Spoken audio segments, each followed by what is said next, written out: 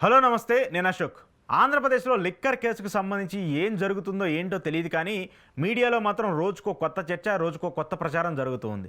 Liquor కేసుకు సంబంధించి ఈసారి వాళ్ళు అరెస్ట్ అవబోతున్నారు, వీళ్ళు అరెస్ట్ అవబోతున్నారు.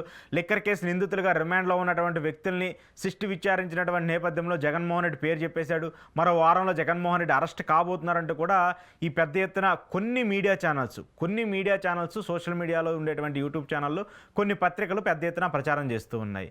ఈవెన్ దానికి సంబంధించి నిజంగా అలా జరుగుతుందా లేదో చెప్పాల్సినటువంటి సిట్టు కూడా ఏం మాట్లాడకుండా గుమ్మనంగా నోరు మూసుకొని వాళ్ళ పని వాళ్ళు చేసుకుంటూ వెళ్తుంది. సిట్టు దీనికి సంబంధించినటువంటి వాస్తవానికి సిట్టు తమ విచారణ అంతా పూర్తయిన తర్వాత దానికి సంబంధించి ఏంటి విధానాలు ఏంటి, నిజంగానే తప్పుందా లేదా విచారించి ప్రభుత్వానికి నివేదిక ఇవ్వాలి. అది నివేదిక సంబంధించిన విచారణ జరుగుతున్నటువంటి నేపథ్యంలో వీటన్నిటికంటే ఎక్స్ట్రీమ్గా మసాలాలు యాడ్ చేసి స్పైసీగా ఒక బిర్యానీని కొన్ని మీడియా ఛానల్స్ వండుతూ ఉన్నాయి. తాజాగా ఆ ఇన్సిడెంట్కి సంబంధించి కొన్ని మీడియా ఛానల్స్ పెద్ద ఎత్తున ప్రచారం చేసినటువంటి అంశము వైఎస్ భారతి లిక్కర్ కేసులో ఇన్వాల్వ్ అవుతూ వచ్చారు.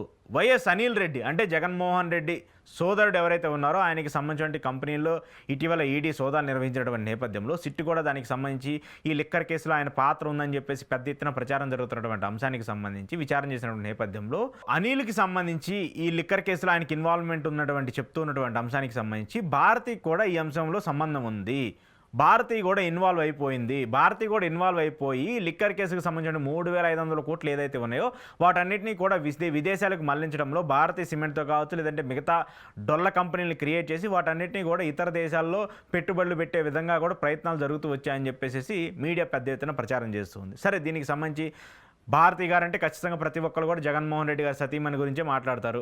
ఆమె పేరు కూడా భారతి కాబట్టి ఖచ్చితంగా మీడియా పెద్ద ఎత్తున ప్రచారం చేస్తుంది. ఈవెన్ ఇప్పుడే కాదు, గతంలో ఏ ఇష్యూ జరిగినా కూడా భారతి గారికి సంబంధించి ఆమె ఫోటో పెట్టడము, ఆమెను హ్యూమిలేట్ చేసే విధంగా మాట్లాడటము, ఆమె పేరు గురించి తప్పుగా ప్రచారం చేయడము ఇవన్నీ కూడా జరుగుతుంది. అయితే ఒక 2-3 రోజులుగా పెద్ద ఎత్తున లిక్కర్ కేసులో భారతి అరెస్ట్ చేసేస్తారు. జగన్మోహన్ రెడ్డి అరెస్ట్ చేసిన తర్వాత ఇంకా పార్టీని ఆమె నడిపేస్తారు, లీడ్ అయిపోతుంది.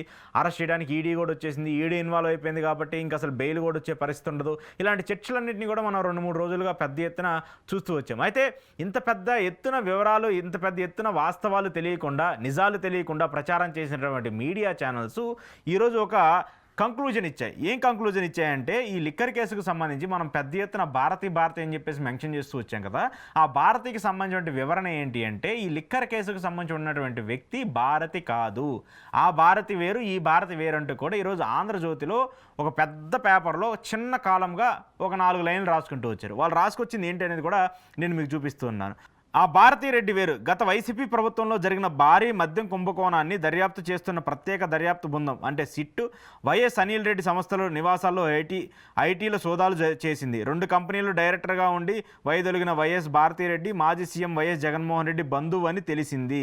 ఆ రోజు లభించిన సమాచారంతో డైరెక్టర్ల జాబితాలో వైఎస్ భారతీరెడ్డి అనే పేరు ఉండడంతో ఆంధ్రజ్యోతిలో పొరపాటున జగన్ సతీమణి వైఎస్ భారతిరెడ్డి గారిగా ప్రచురితమైందని చెప్పేసి మాట్లాడుతున్నారు. అరే ఎంత పెద్ద తప్పు జరిగిపోయింది. వైఎస్ భారతిరెడ్డి గారు అనుగుణంగానే వైఎస్ భారతి గారు పేరు వేసేస్తారు, ఫోటో పెట్టేశారు, విపరీతంగా మాట్లాడారు, విపరీతంగా ట్రోల్ చేశారు, విపరీతంగా సోషల్ మీడియాలో, విపరీతంగా టీడీపీకి సంబంధించిన పత్రికల్లో, టీడీపీకి సంబంధించిన మీడియా ఛానల్స్లో విపరీతంగా మాట్లాడుకుంటూ వచ్చారు. మరి ఇప్పుడు అదంతా ఆ భారతి వేరు, ఈ భారతి వేరు అని చెప్పేసి తెలిసిపోయిన తర్వాత చివరిలో ఒక చిన్న కాలం రాసి 4 లైన్లు రాసి అక్కడ పెట్టుకుంటూ వచ్చారు. ఆ భారతి ఈ భారతి ఒకటనుకొని చెప్పేసి మేము ప్రచారం చేసుకుంటూ వచ్చాము, దాని మీద న్యూస్ టెలికాస్ట్ చేసుకుంటూ వచ్చాము. సో మా తప్పు మేము తెలుసుకున్న తర్వాత దాన్ని సరిదిద్దుకున్నాం అని చెప్పేసి ఈరోజు రాధాకృష్ణ గారికి చెందినటువంటి ఆంధ్రజ్యోతి పేపర్లో వచ్చినటువంటి సెంటెన్స్ ఇది. మరి దీనికి సంబంధించిన వివరణ ఎవరివ్వాలి? దీనికి సంబంధించిన ఆమెకు సంబంధించి ఇంత పెద్ద ఎత్తున హ్యూమిలేట్ చేస్తూ మాట్లాడుతూ వచ్చారు. ఈనాడు కావచ్చు, ఆంధ్రజ్యోతి కావచ్చు, TV5, TABN ఇలా ఉన్నాయి కదా కొన్ని ఛానల్స్, అవన్నీ కూడా మాట్లాడుకుంటూ వచ్చారు. దానికి సంబంధించిన ఇంత పెద్ద డ్యామేజ్ జరిగిపోయింది. మరి ఆమె పరువు నష్టం దావా వేస్తే మీరందరూ కూడా రియాక్ట్ అవ్వాలి కదా. ఆమె అలా వేసిందా? లేదు కదా. ఎందుకు ఈ తప్పుడు ప్రచారాన్ని ఇంకా మనం కంటిన్యూ చేస్తూ ఉన్నాము? లిక్కర్ కేసుకు సంబంధించి నిజంగా భారతి గారి ఇన్వాల్వ్మెంట్ ఉంటే సిట్ విచారిస్తుంది, సిట్ నోటీసులు ఇస్తుంది, సిట్ ఆఫీస్కి రమ్మని చెప్తుంది. ఆఫీస్కి వచ్చిన తర్వాత దీనికి సంబంధించిన వివరణ తీసుకుంటుంది, మీరున్నారా లేదా. ఇప్పుడు కేవలం వీళ్ళందరూ ఆరోపణలు ఎదుర్కొన్నటువంటి వ్యక్తులు మాత్రమే, వీళ్ళందరూ ఎక్కడా కూడా ప్రూవ్ అయినటువంటి వ్యక్తులు కాదు, కేవలం ఆరోపణలు ఉన్నటువంటి వ్యక్తులు మాత్రమే. అంత మాత్రాన మీరు ప్రతిదానికి జగన్మోహన్ రెడ్డిని భారత్ని అతికిచ్చేసి అంటిచ్చేసి ఇంకా ప్రచారం ఎందుకు చేయాలి?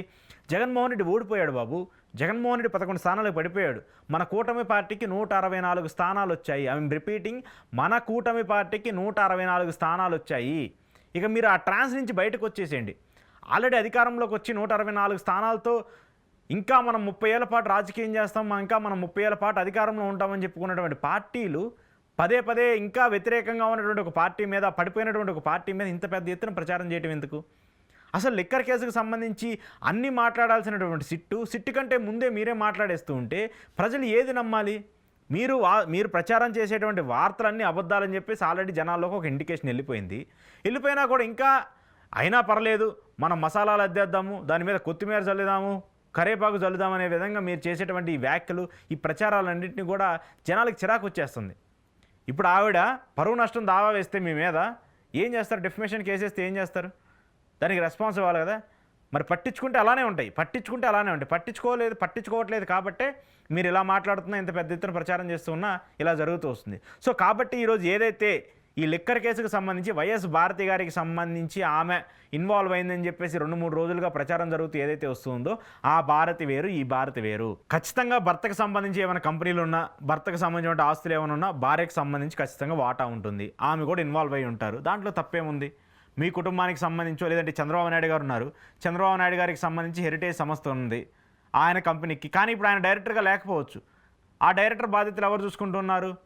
భువనేశ్వరి గారో, బ్రాహ్మణి గారో చూసుకుంటూ ఉంటారు. లోకేష్ గారికి సంబంధించిన ప్రాపర్టీస్ ఏమైనా ఉంటే వాటికి సంబంధించి ఎవరుంటారు? బ్రాహ్మణి గారే కదా. దానికి సంబంధించి లోకేష్ గారి మీద ఆరోపణలు వస్తే ఖచ్చితంగా బ్రాహ్మణి గారి మీద వచ్చినట్ట. మరి స్కిల్ కేసుకు సంబంధించి చంద్రబాబు నాయుడు గారిని అరెస్ట్ చేసినప్పుడు, స్కిల్ కేసులో అవినీతి జరిగింది అన్నప్పుడు, స్కిల్ కేసులో 300 కోట్ల రూపాయలు అక్రమంగా దోచేసుకున్నారని చెప్పినప్పుడు మరి దాంట్లో కూడా బ్రాహ్మణి గారికి, భువనేశ్వర్ గారికి బాధ్యత ఉందా? వాళ్ళు కూడా దీంట్లో ఇన్వాల్వ్ అయి ఉన్నారా? కాదు కదా. మనం అలా మాట్లాడలేదు కదా. కానీ ఇప్పుడు ఎందుకు అలా మాట్లాడుతున్నాం అంటే దీన్ని రాజకీయ కోణంలో, రాజకీయ కుట్రగా మీరు చూస్తున్నారు తప్ప, ఒక కుటుంబాన్ని, ఒక మహిళని హ్యూమిలేట్ చేయడానికి మాట్లాడుతున్నారు తప్ప, ఎక్కడా కూడా వాస్తవాలు తెలుసుకోకుండా, నిజాలు తెలుసుకోకుండా, ఇది నిజమా కాదా అని చెప్పేసి క్రాస్ చెక్ చేయకుండా మీరు చేసినటువంటి వార్తలు, వేసినటువంటి న్యూస్ ఈరోజు ఇంత పెద్ద డ్యామేజ్కి కారణమవుతూ వచ్చాయి. సరే, పూర్తిగా తెలిసిపోయిన తర్వాత ఎక్కడో పెద్ద ఫ్రంట్ పేజీలో చివరిలో కాలంలో ఒక 4 లైన్లు రాసి వదిలేస్తారు. దానికి వివరణ కూడా ఇవ్వరు, క్షమాపణ కూడా చెప్పరు, జస్ట్ కేవలం ఒక 4 లైన్లు రాసి వదిలేస్తారు. సో ఏదైతే చేస్తున్నటువంటి ఈ ప్రచారంలో ఉందో వైసీపీ చాలా జాగ్రత్తగా ఉండాలి. వైసీపీ జాగ్రత్తగా లేకుండా ఉంటే మాత్రము ఇది ఖచ్చితంగా మీకే ఇబ్బంది అవుతుంది. దాంతోపాటు మీడియా ఛానల్స్ కూడా కొంచెం ఆచితూచి ఆలోచించి వార్తలు ప్రచారం చేయండి. అలా కాకుండా మనం ఒక పార్టీని అధికారంలోకి తీసుకురావడానికి, మనం ఒక పార్టీకి మద్దతుగా మాట్లాడటానికి ఎవరి మీద పడితే ఎలాగైనా మాట్లాడచ్చు, అది నిజమా కాదా అని తెలుసుకోకుండా మాట్లాడుతూ ఉంటామని చెప్తే మాత్రం ఖచ్చితంగా అది రాబోయే రోజుల్లో మీకే దెబ్బ తీసే అవకాశం ఉంటుంది. ప్రజలు అసలు ఆల్రెడీ నమ్మట్లేదు, ఇంకా అసలు అసహించుకునే పరిస్థితులకైతే ఖచ్చితంగా వస్తారు.